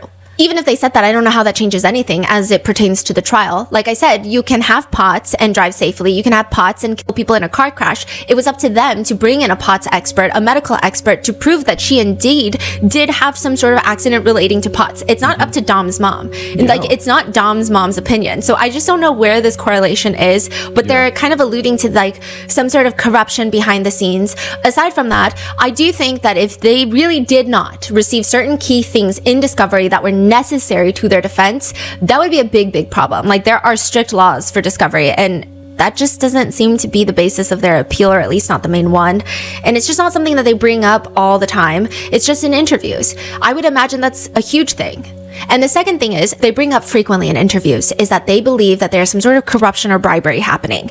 In one interview, the interviewer says to Mackenzie's dad, Steve, the interviewer says, I was trying to explain that having the last name Russo in this county is like having the last name Kennedy in Boston. I just don't know if that's like a really good comparison, because the Kennedy, like, that is a globally known last name with a lot of power behind it, especially in the political world, but it's just kind of odd. To which Steve looks really smug and he responds, there might be some truth to that. Like I said, this is a political family, and I apologize to the Flanagan family right now. If it was just Davion in that car, she wouldn't be in jail. It would have never left the juvenile court. This has to do with the boy's last name and the judge saying, well, I don't have a blood relationship. Look, I'm not saying she has a blood relationship. I'm saying she has a relationship with the Russo family, and he, even saying that in court, if you're going to believe like she doesn't have a relationship, you're fooling yourself. I'm not saying it's directly with Christine Russo, but, down the road here, but it's with somebody. Christine Russo was part of the prosecutor's office at one point, and I believe she's friends with Tim Troop. I think they were in the office together. And I apologize to the Flanagan family right now. If it was just Davion in the car, she wouldn't be in jail. It would have never left the juvenile court. This has to do with the boy's last name. And the judge saying, well, I don't have a blood relationship. Look, I'm not saying she has got a blood relationship. I'm saying she has relationships with the Russo family. And her even saying that in court, if you're going to believe she doesn't have a relationship, you're fooling yourself. Steve is asked, why do you think they went so hard against her? There's the part where maybe I'll get myself into trouble. Let's try to avoid... I think there's some collusion going on. I think it's a fix. I think it's a favor. The last name Russo in this town... I understand that lots of conspiratorial things do end up being true. And I think at face value, the criminal justice system in America has a lot of deep flaws, but the way they make it seem like she is a scientist curing cancer and we got to take her down, like it's kind of this weird energy. Before the conviction, Mackenzie is talking to her mom about how she feels about this whole thing, and she says, I understand that I'm gonna have to do some time. I obviously would rather not. I feel like I shouldn't do any, but that's how it's gonna, this is the situation. That is what will make the families happy. But murder? That's just horrible. Natalie agrees. Nope. So we're just going to go fight, a guns a-blazing. Mackenzie tells her, I'm so for real. Contact who I told you to contact, like that famous person. Like, I obviously would rather not. I feel like I shouldn't do any, but that's how this has to be in the situation. That will make the families happy. But murder, like, no, hell like no. That's just horrible. And that's what I mean. So we're just going to go fight, and guns a-blazing. And I'm so for real. You contact who I told you to contact, like that famous person. I'm on. You can get a protest going and shit, like... I think she's talking about Kim Kardashian again. Oh, I know. I'm on it. Mackenzie thinks that they should organize some sort of event for her. But you can get like a protest going on and shit. Like, yeah, I'm dead ass serious. Like a whole ass protest. Natalie tells her they will keep fighting, but I hope it doesn't go that route because that would be ridiculous. Mackenzie says yes, and honestly, if the judge does that, I'm just gonna know that she has some weird ass shit going on, like bribery or something. That's all I can think of. I guess Mackenzie wants her mom to get someone famous, maybe Kim Kardashian, then organize some sort of protest in the off chance that the judge does find Mackenzie guilty of murder, which she thinks is unfathomable, unless there's some sort of corruption. And in another call, Mackenzie wonders, so clearly the judge just wants to speed this process up as fast as she can and get it out of her hand. And like, this is a very common thing. Judges do have a schedule. They do want speedy trials, right? So like, this is nothing new. I wonder how much money she made from this. Wonder how much money she made from this. The judge? Yeah, that's what she says. They need to look for like deposits or some shit, or cash, some weird shit. They probably gave her the cash that like Dom had. Kenzie, we're not talking about anything, remember? I don't even know what you're talking about, so just stop. They need to look for like deposits or some shit, or cash. They probably gave her the cash that like Dom had. Kenzie, we're not talking about anything, remember? Don't. And again, I think her mom is just saving for the fact that this is a recorded line. In one call with a friend, Mackenzie is talking about how she's going to be on the news and the verdict is going to come out, which her friend says, and like her friends are crazy too. Why are they so obsessed with you? Why are they so obsessed with you? Like, you got in a fucking car accident. Like, I've gotten in 3 of those. Like, It's probably just because like my boyfriend's last name is like Russo, and like his family is just like trying to like do some weird shit. I don't know. They don't fuck with me no more. Again, like, I did look into it, okay? And there are lots of people with the name Russo. And there are lots of people in politics or in the legal field with the last name Russo. But also, there's lots of Koreans with the last name Lee. Are they related to Samsung? Probably not. Are they bribing people in court? Probably not. They're probably just a regular person with the same last name. She says, like, I would understand if they gave me like a normal charge, but like the charges that they gave me are like literally insane. They're trying to make it seem like something that it's not. It's not like I didn't do this on purpose. I got in a car accident. I'm a third victim. There's evil working against me. And I'm like, There's evil working against me, like, and then I'm like, why would I be saved to live like life if like they were just gonna arrest me? And like, I don't understand. They brought me back to life just to put me in jail. Like, that just doesn't make any sense to me. Like, so then I try to think like, damn, maybe there's something like good for me that's planned. so then like I try to think that like, damn, maybe there's like something good for me planned. Maybe like this is all a part of my story, and then I'm gonna write my book when I get out of here and shit. There's another phone call where during the trial, like I said, they were not very excited about media coverage as they are with the Kim Kardashian phone call. And Mackenzie is just ranting about like, why are people talking about me? And Natalie says, who knows? I mean, is the world that bored? Mackenzie says, Yeah, but why is it making like what's so like I don't even know. Who knows? That's what I mean. I mean, is the world that bored? There's nothing like important going on, like hunger or something like that. I know, exactly. which is also interesting. The whole, is the world really that bored is an interesting take because it feels like it's coming from the perspective of why is the world so focused on Mackenzie when that's not the case. The world is focused on Dom and Davion being killed, and it just happens to include Mackenzie purely because she's the one convicted, or at least on trial at this point, of killing them. It feels oddly self-centered. Natalie reassures her, but there's a lot of people that are like talking and they have your back in all the comment threads too, so like that's kind of nice. Another phone call between Mackenzie and Natalie. This is like soon after the verdict is announced. The judge finds Mackenzie guilty, and Mackenzie says, I'm literally in shock. That was the last thing I expected to happen. This is probably the most emotional phone call. And she sounds like very distraught. This is just crazy. I don't understand how they could just be like, yeah, she wanted that to happen. No, like they're all zooming in on my face and shit, and then they're getting to like handcuffing me and shit. Mackenzie asks her mom, why would they keep me alive if they want me to be in jail? Yeah, this is just like, I don't even, like, I'm like literally in shock. Like, that was like just the last thing I expected to happen.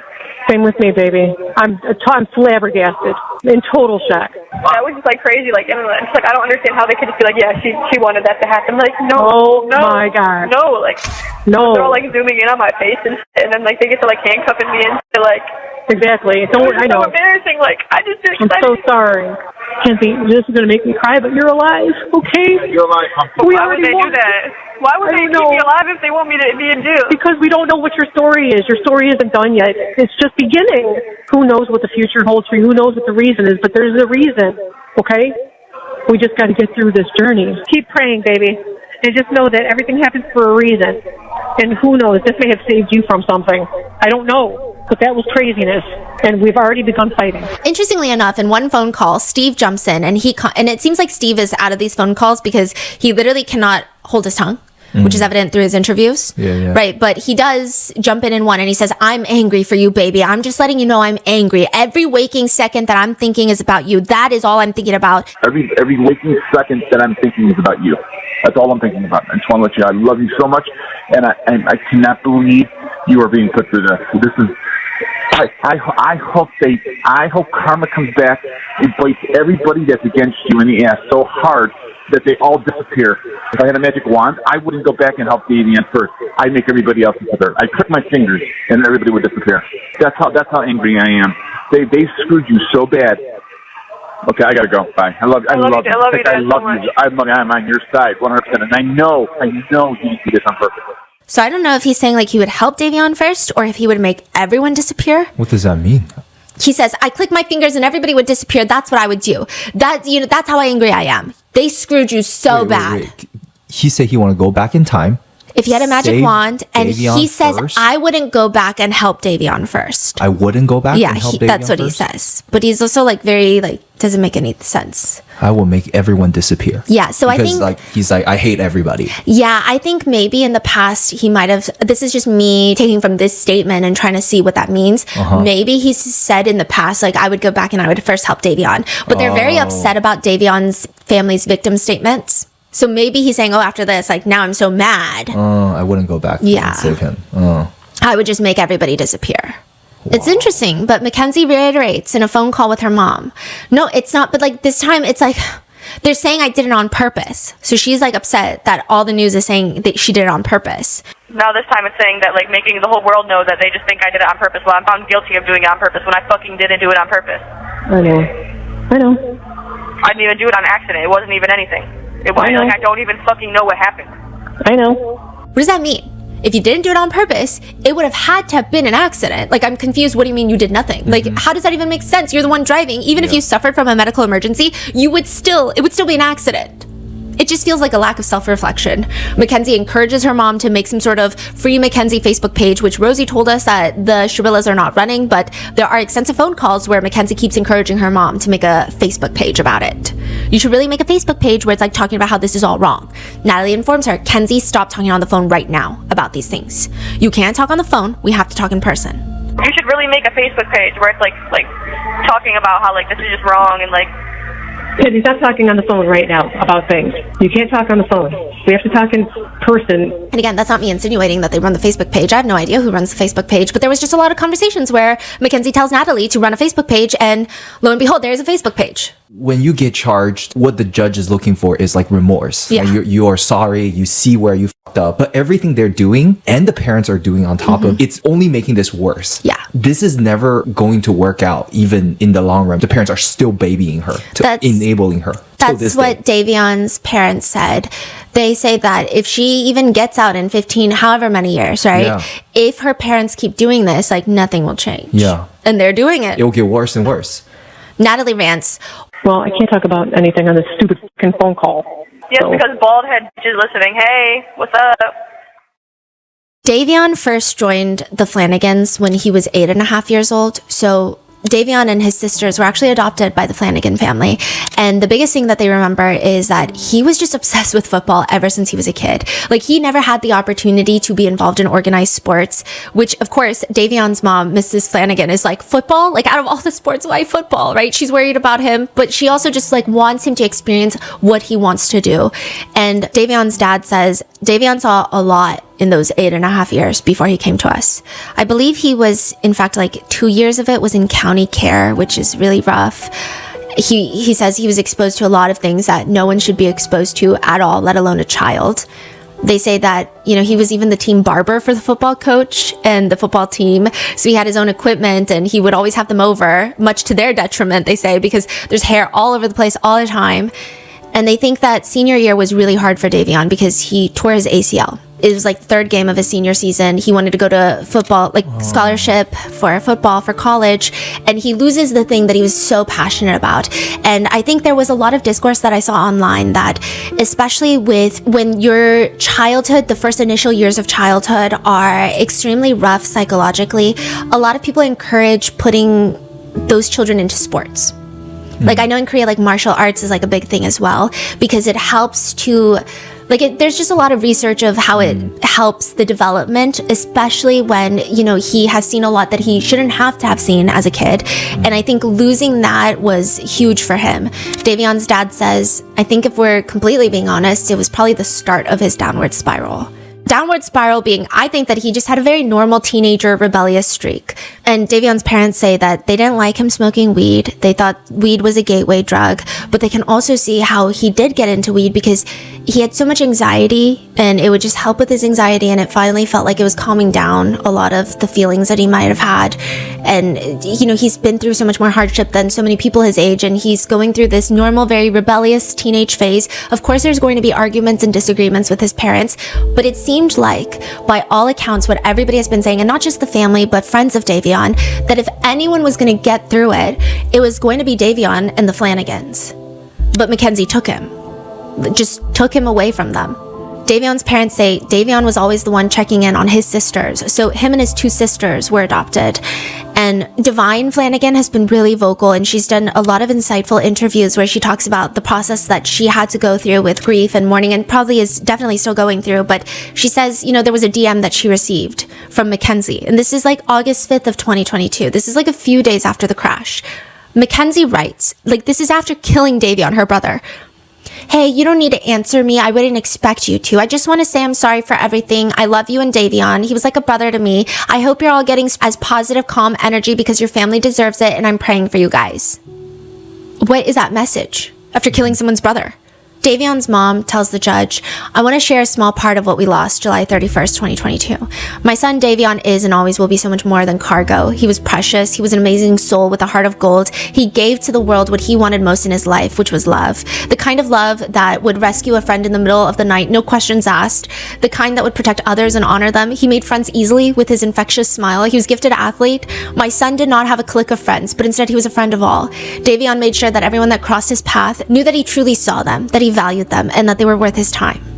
And typically, I mean, this sounds like something that a lot of mothers would say about their children, but after going through this massive FOIA request on this file, things are not edited to look beneficial to anyone, even the victims. I mean, this really is like a spot-on description of Davion. He had friends like everywhere, and all of them are coming to the police trying to ask, like, how can we help? Here's what we found, like, we're investigating. People are going out of their way to express how much of an impact that he had on them, and I don't think they were doing that intentionally. I think it was just like they couldn't help it because they're going through that grief. Davion's mom continues, Davion was adopted with his sisters from foster care. They're biological siblings. We were honored to be chosen to, or to have, you know, been chosen to be their parents. They're forever family, and I'm devastated by the loss of Davion. The world lost a truly special man. My girls lost their best friend, their protector, the one and only trusted family that has been by their side from day one. He alone understands the pain and loss that they have gone through and was always there for them. This fact alone breaks my heart for my girls and my family. So many dreams shattered, a future stolen. We will never get to see the amazing man that he surely was to become. His life was precious, like I said. He was so much more than cargo. Davion's parents are very religious, and I do think that there was a part included where Davion's mom is talking about religion and how Mackenzie should repent. Davion's sister, Divine, tells the judge in part, I don't want this pain for anyone else. I don't want people to have to go through this. As an 18-year-old, I hate the fact that he was gone because someone decided to take his life. Now that Davion is gone, I feel stuck. I feel as if I can't move forward. I feel lost. He was the only one who picked me up when I fell. He was my best friend and the only person that stayed with me since I was born.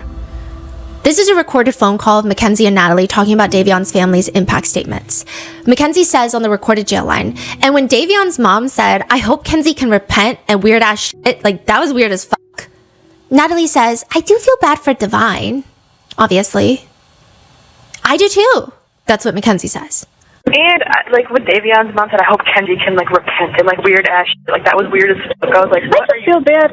I do feel bad for Divine, obviously, 100%. I do too. Totally. So in Divine's impact statement, she's talking about how it feels like Mackenzie has no remorse. It feels like she doesn't care. And like even before the jail calls, it's like she went out for Halloween. She went out to the Kid Cudi concert. Like it's very clear. She just does whatever she wants. But they start talking about Divine and what she said. And Mackenzie says, Divine said something along the lines of Mackenzie always has the easy way out. Mackenzie says, you don't even know me. So what the fuck do you mean easy way out? That's what I'm saying. You don't even know me. So like, what the fuck do you mean the easy way out? Because I never even hung out with you ever. Like, what the fuck is the easy way out? I don't even understand what that I love how everybody knows exactly what went on in this house at all times of the day.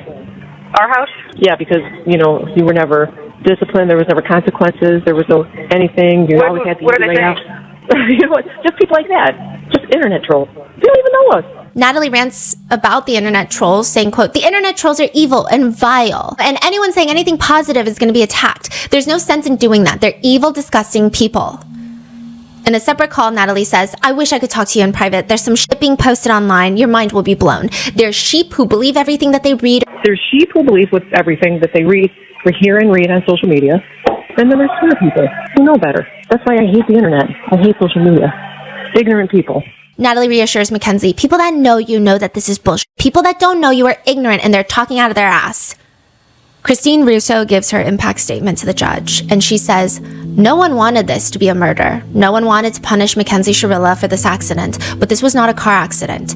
The evidence and science prove that Mackenzie Shirilla murdered my son, Dominic, as well as Davion. We all know what happened in that car that day. What we don't know is why. I wish I could change this every day. I lost 3 children in that crash. Not a minute goes by each day that I don't think about my son as well as Davion. My heart is forever broken. The cries heard from the Shirilla family and friends after the verdict are nothing more than a lack of remorse. Mackenzie Shirilla had a choice. Dom and Davion did not. Mackenzie is in the back of the courtroom and she's shaking her head while crying. We're all left here to mourn. Mackenzie is going to prison because you did this. Be thankful that you're still alive and have a future, whatever that may be. Dom and Davion were robbed of their futures, their hopes, and their dreams. Mackenzie showed no mercy on Dom, nor did she on Davion. Only God at this time can have mercy on her soul. Angelo, Dom's brother, tells the judge that Mackenzie is the most selfish person he knows, ironically dating Dom, his brother, who is the most selfless person he knows. Mackenzie Shirilla murdered Dom and Davion in cold blood and had already moved on. Kenzie killed Dom over the thought of losing him, and she made Davion collateral damage. She was driving, going to concerts, dressing up for Halloween, no thoughts of the feelings and lives that she had destroyed. Mackenzie rants in a jail call. I understand Davion's mom. Like, I know how they think because they don't know me. But it's like what Mrs. Russo and Angelo said, that was just crazy. Oh my gosh, Kenzie, look, don't you think on it 1 second. I just don't know why, like, it's just like, it wasn't even, like, I understand, like, Davion's mom, like, kind of how they think, because they don't know me. But it's like what Miss Russo and Angelo said, that was just, like, crazy. Oh my gosh, Kenzie, look, don't you think on it 1 second. Oh my god, I hate her mom. Yeah, Mackenzie points out the real things that are of importance now. I'm worried about my stuff. Because that's how they feel about me. They definitely fucked up my stuff. Because remember, she has stuff in Dom's house? Why is Angelo such a fucking liar? What the fuck?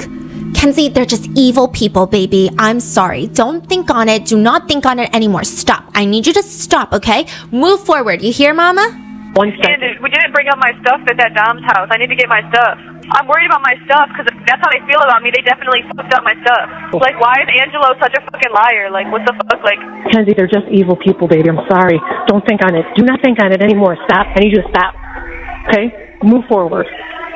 You hear, Mama?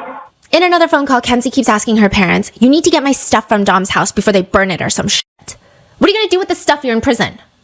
In another call, Natalie feels like someone is finally on her side about something, and she says, oh, speaking of that, somebody was online saying how, there was no parental supervision with you and stuff. This was a party house, and I just let people have all kinds of parties here and everything. And finally, the neighbor across the street, she was like, you guys don't know what you're talking about. They're a wonderful family. They're very nice, and I live across the street. There were never parties over there. I don't know what you guys are talking about. Don't believe everything you hear. Yeah, well, all those people are just talking out of their ass. But are they? Natalie Shirilla also pleads with the judge in court before sentencing. And she's like wearing a tank top. It's the craziest thing. Like everyone, Divine, everyone, like people that are kids. I mean, Divine, I don't know if she was 18 no, I think she was younger than 18 at the time. Everyone showed up to court with, like, the decorum is there. Mm-hmm. Natalie's wearing a tank top. I understand clothing can get expensive, but if you're ever going to borrow a blazer, go buy a blazer and then return it, like today is the day. Yeah, this is your daughter's life. Yeah. She says, my name is Natalie Shirilla. I just want to say, am I allowed to address them at all? And she kind of turns to Dom and Davion's families. I guess the judge gives her the okay. I just want to say to the families that I'm broken, sad, and lost, and my heart hurts for everyone, okay? She says, okay. I just want to say to the families that I'm broken, sad, and lost, and my heart hurts for everyone, okay? Davion was her new friend, and Dom was the love of her life, and he was part of our family, okay? I'm just so sorry that this happened, and we're heartbroken, okay? So it's almost like she's like, okay, check, said sorry to them, okay, did you hear me, okay? And then, Your Honor, This was a terrible, tragic nightmare accident to have happened that she has no memory of, and she will never emotionally or physically recover from it.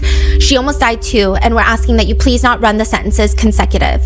So that was a huge thing. If it's 15 years consecutive, she would need 30 years before the option of parole. I believe she needed to have parole as an option because she was 17, even though she's tried as an adult. And she does like the prayer hands. She's like, this is why we ask, do not run the sentences consecutive. She stopped saying okay after addressing the families? Yeah. Dom was family and we all loved each other. That morning of the accident, she called. So now she's like using this time to clarify shit. Remember how Dom's mom was like, when I called, she was so upset about Facebook. Do you remember? Yeah. She called. I got a call that there was a car accident, so I went to the hospital and I didn't even know who was in the car. The names had not been confirmed yet, and I was like, I'm gonna cry because I missed him so much. We loved him so much, so I called Dom over and over again, praying that he was going to answer the phone, and he didn't answer the phone. So then I tried to call his mom, and she didn't answer the phone either, and still didn't know who was in the car. I didn't know if she was alive. I didn't know what was happening. So then when we were in the waiting room, and then his mom ended up, she did call me, so I answered the phone, and I was like, oh my God, I don't even know who was in the car. Like, what's happening? Was that Dom? And she said, what do you mean? My son is dead. And I was like, I'm so sorry. And then she said something like, and now I have to wait until your kid's out of the hospital. And then I didn't hear the rest. I guess this is her trying to share her side of the story, but like such a weird, odd way to spend time talking to the judge.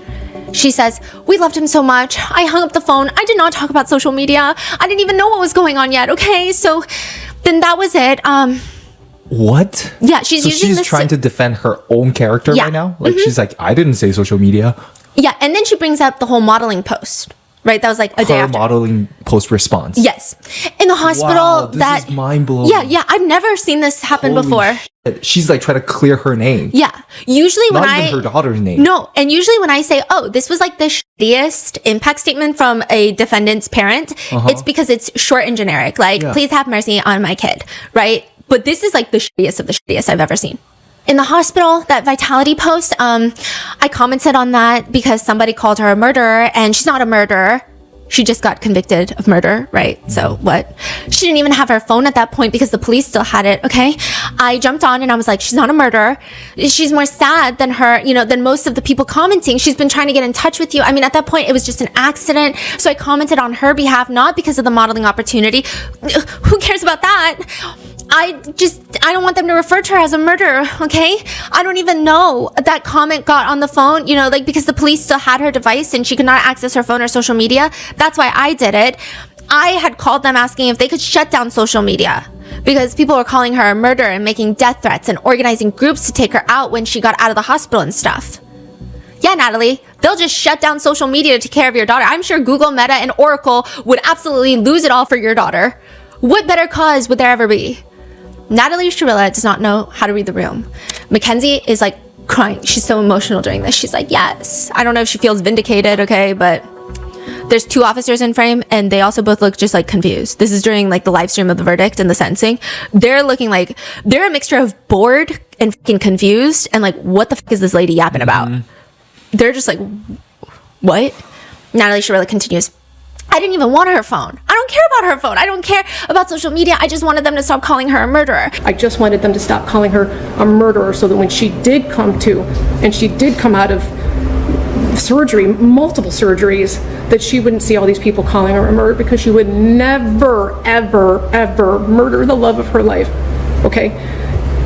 Halloween, for 3 months after the accident, she would only wear his clothes. She would only eat the snacks he ate.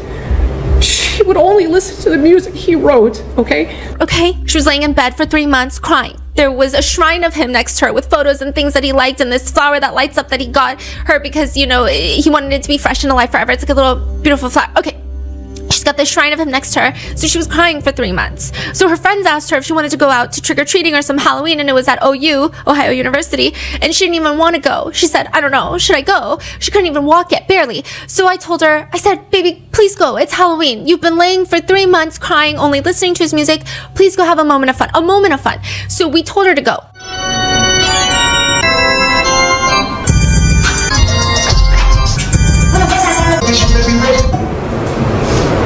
Are these post? These are on Halloween of last year, so these would be post-crash, just before she was charged in November. My husband drove her. I brought her back home. She just needed a second of fun from losing her whole world. So this was us. We told her to go. And that concert she went to with Dom's cousin, the Kid Cudi concert. Abby, they picked her up, they brought her there. That was Mackenzie and Dom and Abby all decided to go to this concert together. And that was for Dom. Everything she did after the accident was either in honor of him, to be close to him, or just to be by him any way that she can. She's devastated and tragic, and he was the air that she breathes, okay? And they went with his cousin. We spent all kinds of time with him after the accident, and what was the other thing? It was so shocking the judge interrupts her. I'm hearing an awful lot about your daughter. I'm not hearing very much about the two dead people. Dom, okay, I'm asking you for leniency because this was a tragic accident that she does not remember. And Davion, he's a new friend. I'm so sorry. What does that mean? His life is worthless? The judge asks. No. God, no. Not at all. They all loved each other. They all spent every day together. You know what I mean? I don't know too much. Isn't that part of the problem, Mrs. Shirella? Sorry? Isn't that part of the problem that they all trusted each other? It's not a problem at all. It's wonderful. How they all ended up in the car together until two of them ended up dead. I understand what it looks like. I'm saying this was a tragic accident. She would never. We're gonna have to disagree on that. I understand. But anyway, that's it. I just wanted to address those. We told her to go to those things, and then she did go with Dom's family. So look on that with different eyes if you can, please. If you would have a moment. All you need is 5 minutes of conversation to have with her to learn who she is. Just, you would just see 5 minutes. Yeah. She's not capable of, doing, and you would see for yourself. Thank you. That's all. I'm so sorry, guys. Thank you. I'm hearing an awful lot about your daughter. I'm not hearing very much about the two dead people. Dominic, okay, I'm asking you for leniency because this was a tragic accident that she does not remember. And Davion, he's a new friend. I'm so sorry. Does that mean his life is worthless? No. All you would need is 5 minutes of a conversation to have with her to learn who she is. I'm so sorry, guys. I'm sorry. The fact that she didn't even care to prepare anything more in depth about Dom and Davion. Later, Mackenzie asks her mom in a recorded jail line, why was the judge being so mean to you? I don't know. I don't care. I was about to be like, just stop talking to her because she clearly doesn't care. And why was the judge being so mean to you? I was about to just be like, just stop talking to her because she clearly doesn't care. She's like, why are you talking about her so much and not the victim? All the while, Natalie is trying to motivate Mackenzie. You are here for a reason. You impact lives no matter where you go in such a positive way. This is just another chapter. So Mackenzie shares her statement during sentencing. To the families of Dom and Davion, I'm so deeply sorry. I hope one day you can see I would never let this happen or do it on purpose. I wish I could remember what happened. I'm just so sorry. I'm heartbroken. I love Dom and Davion. We were all friends and Dom was my soulmate. I wish I could take all your pain away, and I'm so sorry. And to my family, thank you for the support and all the love you guys give. Thank you for fighting with me. I love you all so much. Alright, I'm done. Thank you.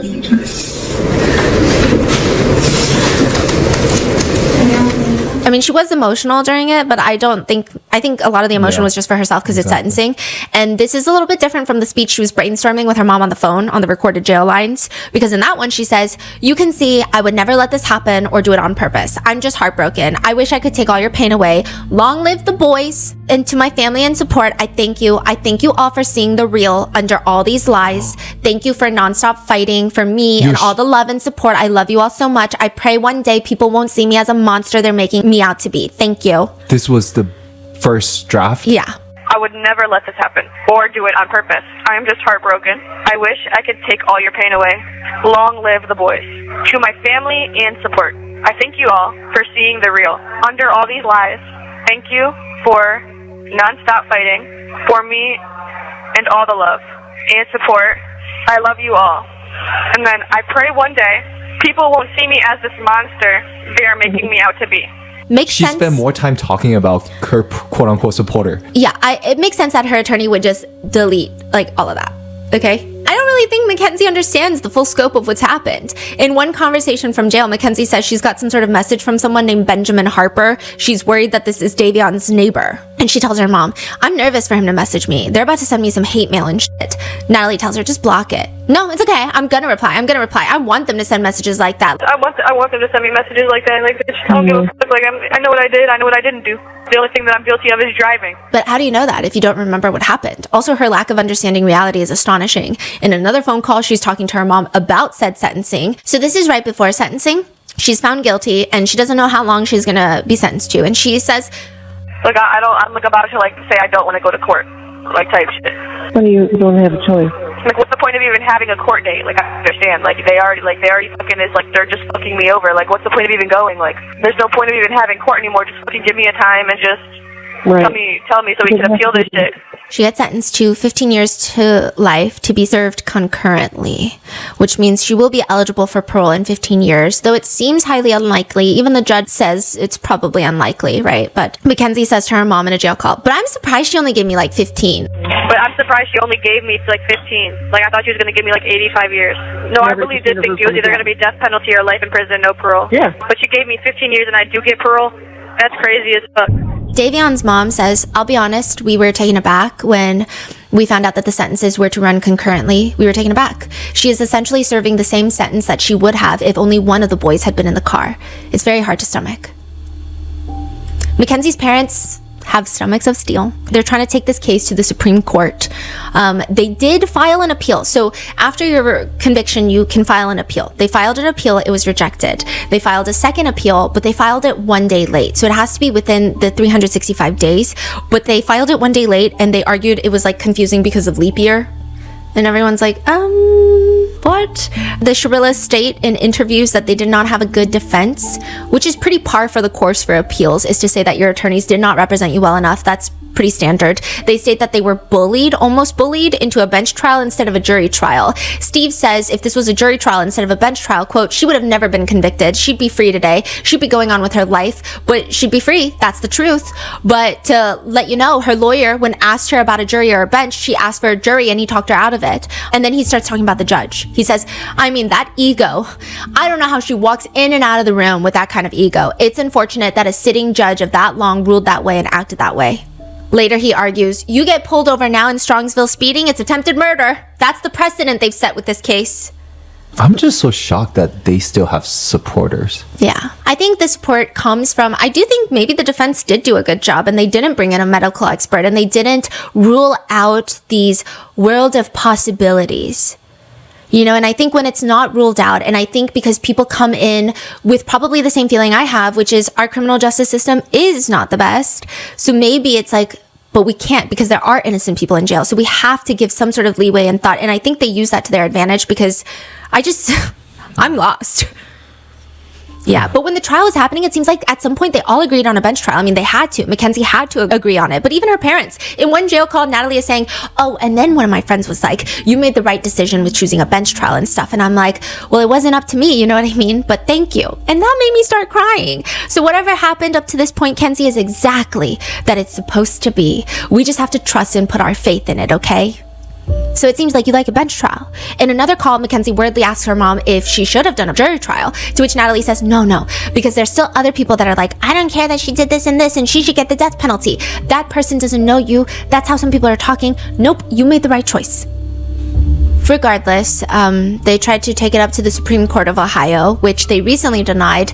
Chief Justice of the Supreme Court of Ohio, Sharon Kennedy, refused to review Mackenzie's case, writing in a decision that she declines to accept jurisdiction of the appeal. She could petition to the U.S. Supreme Court on a federal level, but anything on a federal level is even more tedious and even more of a lengthy process than on a state level, and it's just, your odds of that are not worth the fees usually. Most likely her next big milestone is her first parole hearing that will be in 2037. And I know that Dom and Davion's families will most likely be attending, and I think they will be attending with a fire-burning passion to keep her behind bars. And I would think it would be a very long shot for her to be released on parole in 2037, which means if they reject her parole, she has to wait anywhere between 1 to 10 years.